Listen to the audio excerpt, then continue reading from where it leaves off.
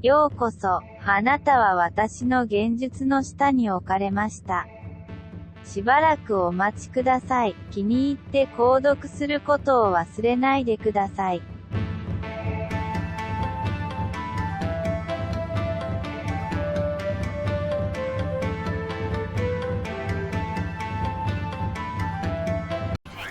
What's up, y'all? It's your boy Thatkid, and I know what you're expecting.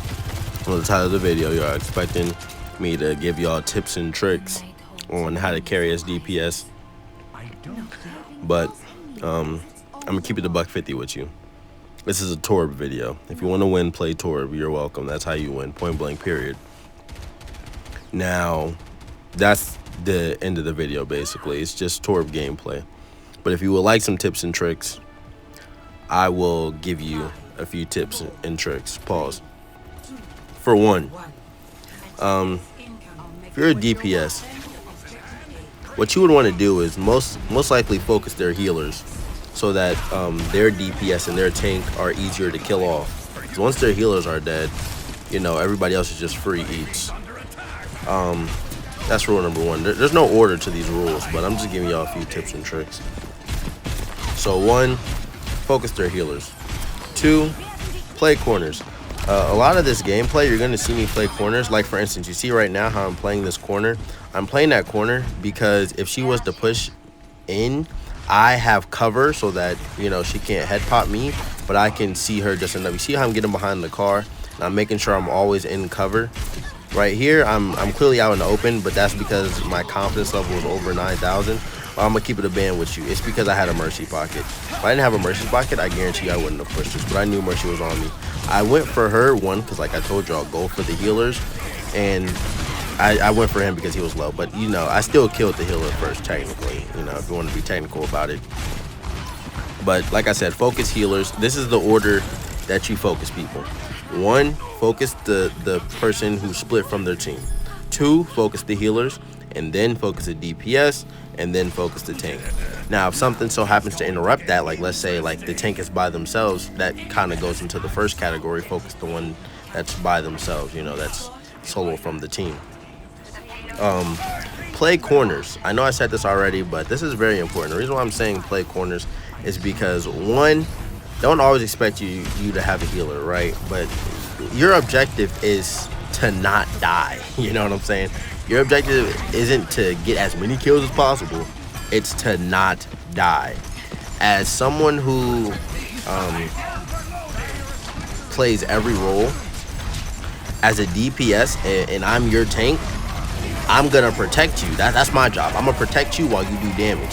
So if I'm protecting you, it's just common courtesy to not die. You know what I'm saying? Like, if I'm pouring my heart out to make sure that you live, don't die. If I'm putting my shield up, play behind my shield. Don't play in front of my shield. That doesn't make any sense. Unless you're flanking, then of course, flank where it's convenient. Now, what I mean by that is, like, let's say you're flanking, right? But you flanked once, it worked once, and you do it again, and they all jumped you. And that's why they jump you, because, you know, it's a pattern, right? So what you want to do is, here's a couple rules for flanking. One, if you're going to flank, don't always flank. You know, flank once, then play with your team, flank again, play with your team, flank, whatever. You know, like, mix up so there's no pattern, so they know. Two, if you're going to flank, do not try to draw the guy all the way in the front's attention. Try to kill off the healers that are in the back that you're close to. One, and two, make sure that someone is in front of them distracting them, because if you just push out and you're trying to kill the healers, they're all gonna jump you. You know what I'm saying? What you want to do is you want to be like, okay, they're all focused on my tank right now and the other DPS with the two healers. And since I'm behind them, now I'm gonna go ahead and pick some people off. Your objective is to make them turn around, right? Or at least if they keep focusing forward, your objective is to get some kills. Because what you want to do is help the team. You don't want to wait for your whole team to die, then you push out. Or you don't want to push in and then you die and now your whole team pushes in, because then you make it a 5v4.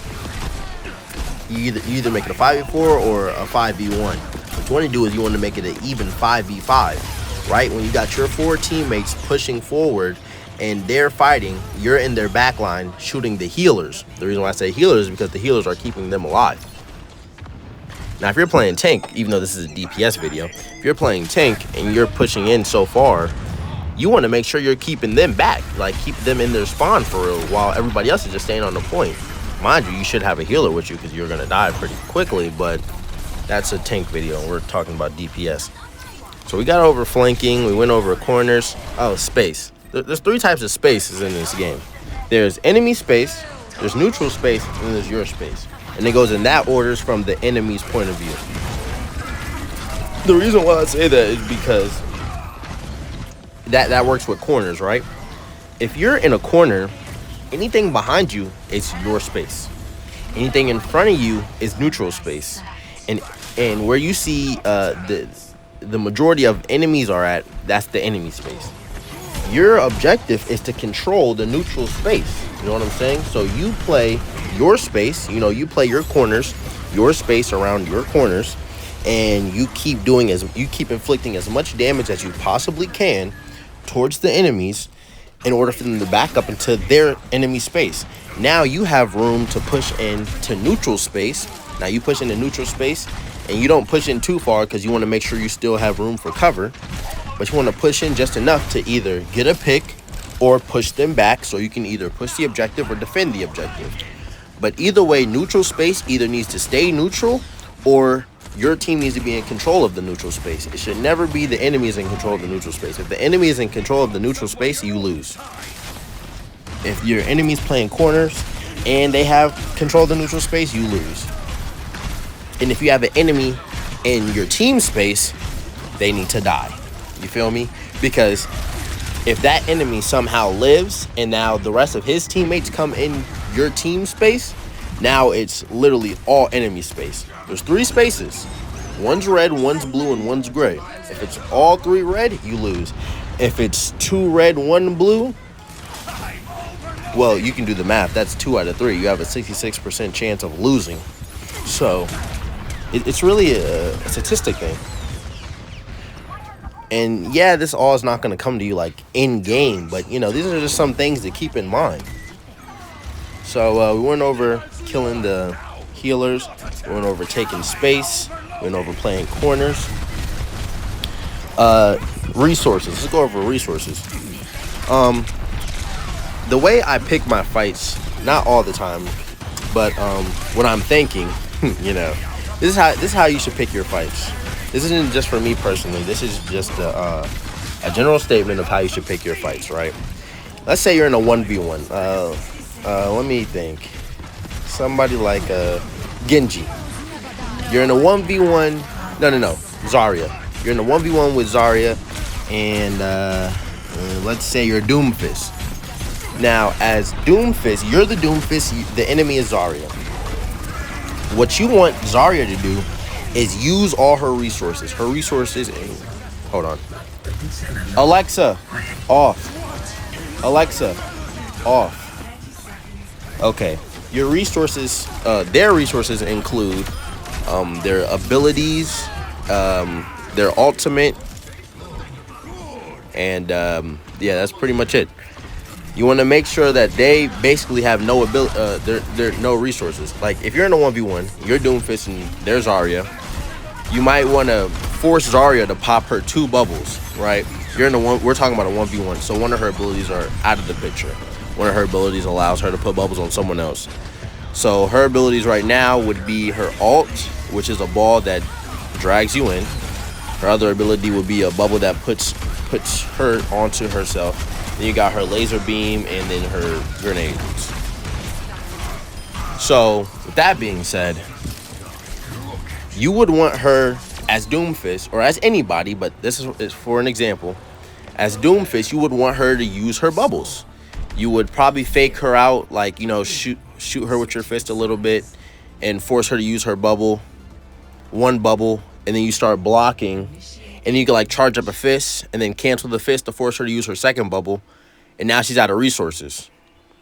And if you still have your block, you're up by 1 resource. But let's say she has her ult. And you still have your block. So she uses her ult on you, and now you're blocking, and she's doing damage to you. Now she charged up your fist, but you're still blocking. You don't want to use that yet because you know that she used up all her resources. Now she absolutely has 0 resources. She used her ult. She used her bubble. All she has now is her laser beam and her grenades. So you technically won the fight by default at this point because you made her use all her resources, and you still have your resources. You have a charged up fist. You just used your block, so you don't have that anymore. You still got a slam, right? So you have 2 more resources that she doesn't have. You should win that fight. Now, with that being said, with that example being presented to you, in a 1v1 setting, or even in like a flank setting or whatever, you want to make sure that, especially in a 1v1 setting, that they use all their resources.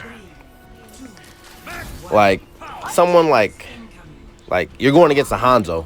If he uses his storm arrows and then he uses his little like his Widowmaker arrow, basically recon arrow, whatever you want to call it, you know he doesn't have any other ability. I mean, his abilities are really just using his arrow, so honestly it really doesn't make a difference. But I say that because once they use all their ability, Soldier F, or Soldierin, as y'all know her, I call her Soldier F.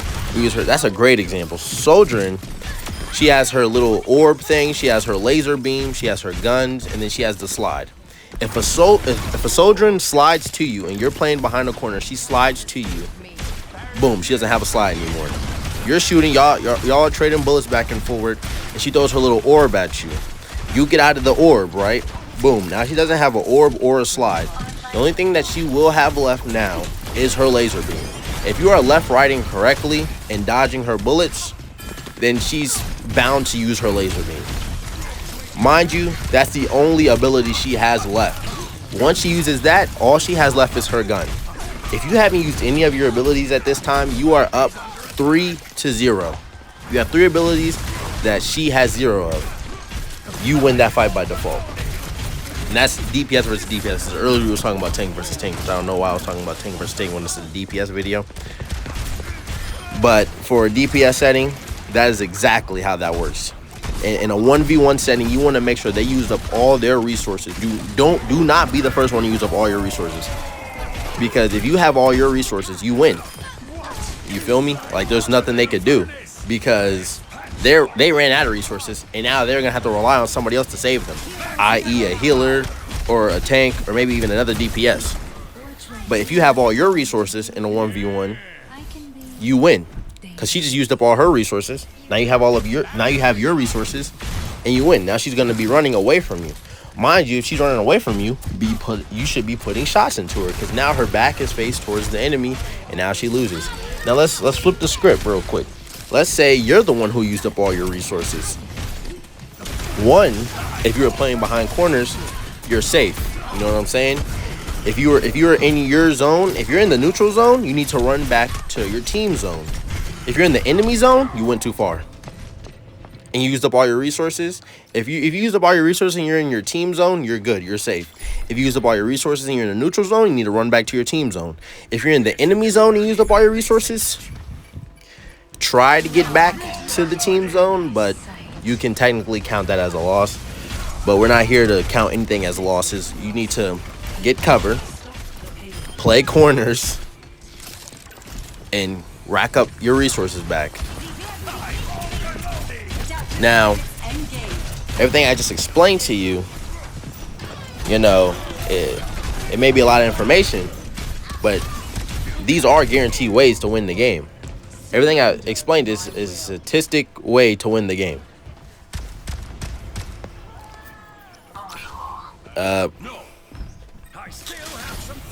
Shoot, I really don't know what else to say. I mean, those are the key things you need to know as a DPS. Honestly, the point of this video was to just show y'all my Torb gameplay, and basically you can win any game with Torb. Literally just play Torb and etc. But now that I'm going into depth with it, I don't know why my Sigma put Bob up in the air for Bob to kill everybody. But anyways, now that I'm giving you these tips and tricks, these are things that you can actually follow, and I guarantee you'll win your games. Not only win, but you'll carry your team. Now, some of these things, you know, everything I just said requires practice. You know, you're not just gonna watch this video and then you get into your next game and it's just all gonna be, oh, I'm winning. Nah, you gotta practice. You gotta practice knowing where your team space is, the neutral space, and the enemy space. That requires experiences through gameplay. Then you gotta practice using your resources less so that when it's time to use them correctly, you can. Now, I'm not saying that as, hey, just hold your ult all game, hold your ult for Overwatch 3. No, you use your ult. Look at my ult right now, right? It's at 37%. I used my ult earlier. It's already at 37%. I think maybe it's gonna be at 40, so I need about like 60 more seconds, 60 more shots, just about. Not 60 more shots, but you know what I mean. To like get my ult back. As long as I'm doing damage, that's a DPS. I'm gonna get my ult. You see how I'm playing corners? See, this is how you stay alive. You play corners. I'm playing corners, and they both backed up. One, because they were both split. So I could have chose which one I should go for, but if I had pushed in, I would not have been in my zone. Right now, I am currently in the enemy zone, but I think I have my team with me. I got a healer with me. Oh wait, no, that's their healer. My bad. But yeah, I'm currently in enemy zone, but I'm not doing too bad being at enemy zone due to the fact that I have a team actually playing around me as the DPS. So that just proves, you know, you can technically carry as a DPS. The team is playing around me. I'm holding them back as a DPS. I'm not holding my team back. I'm holding the enemies back. And I was in their zone. I wasn't in the neutral zone. I wasn't in the team zone. I was in their zone. But play corners. As you can see, I'm sitting here trying to play corners with a turret. Like, but I'm trolling low key. Play corners, you know, play zones, know resources, and know your enemy resources. That's why I was mentioning resources earlier too. Oh, good thing I just saw that on the screen. Ping. Communication is key, but so is pinging, right? Like, let's say you're dead, right? You can ping when you're dead. And that's good to let your team know, especially if you're going against a Sombra, right? Like, ping that. Ping when you see it. You're in, like, even before the fight starts, you see something unusual or you see an enemy, ping it. So everybody knows, hey, yo, this guy's here. So don't be like, hey, yo, Torb selling. Nah, Torb pinged. Y'all wasn't paying attention. So y'all follow these tips and tricks, and I guarantee you, you will win your games more. Not trolling.